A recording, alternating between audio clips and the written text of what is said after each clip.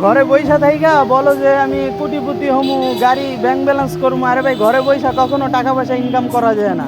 ঠিক আছে, ছোটোখাটো হোক, যে কোনো একটা, মনে করো ছোট থেকে 500 টাকা দিয়ে শুরু করে রাস্তায় বের হয়ে যাও, মাথার কাম পায়ে ফেলাও ভাই, একদিন দেখবা তুমি বড় একটা সফল ব্যবসায়ী হইতে পারবা। আজকে 500 টাকা দিয়ে শুরু করছো, একদিন তুমি ভাই তার 4-5টা দোকানের মালিক থাকবা।